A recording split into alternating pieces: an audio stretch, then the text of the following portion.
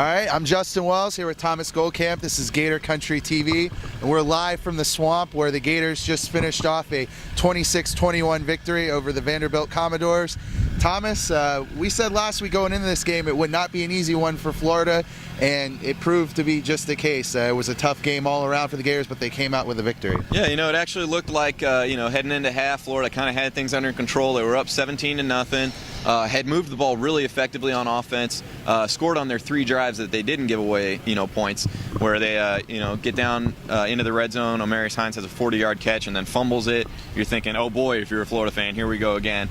Next drive, Caleb Sturgis misses a 49-yard field goal, so you're starting to worry. But then the offense really kind of settled down, moved the ball well, and they were able to get out to an early halftime lead. Well, just like last week, Florida had that big halftime lead, but then kind of watched it evaporate in the second half.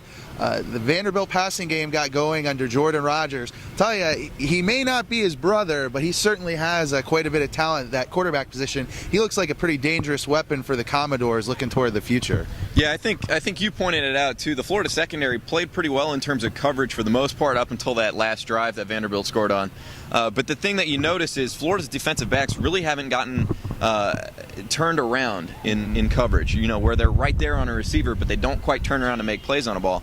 And that's something that I think is pretty concerning. Vanderbilt passed for 297 yards today and really was able to effectively move the ball down the field and score late when they needed to.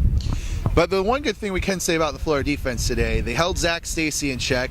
Vanderbilt only finished with 80 yards rushing, I think, on 33 carries. So pretty good day for the defensive front. And they also did a pretty good job of applying pressure. But, of course, Jordan Rodgers, pretty mobile, was able to roll out and get on the outside and make some plays with the arm. But for the most part, I thought the defensive line for Florida played pretty well. Yeah, I agree with you there. And at the end of the day, Florida had talked all week about finishing. We need to finish, we need to finish, we need to finish. We need to finish plays better, and we need to finish games better. At the end of the day, you look up at the scoreboard, 26-21 Florida, they got the job done. It may not have been pretty, but they ended up doing what they needed to do. Jeff Demps obviously having a big game.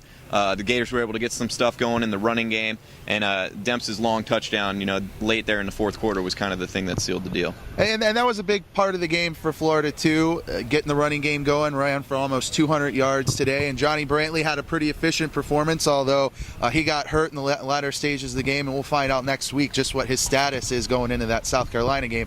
But all in all, a pretty balanced performance from the Florida offense today, which is really what they needed against a pretty formidable Vanderbilt team.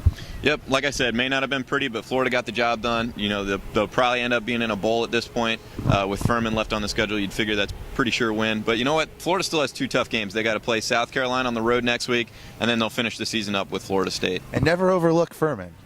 Never overlook Furman, but if they lose that game, then they don't deserve to go to a bowl. So, all right, well, I think that's all from the swamp today. Thomas? Nope, that's about it. All right, I'm Justin Wells. This is Thomas Goldkamp. This is GCTV. We'll catch you next time.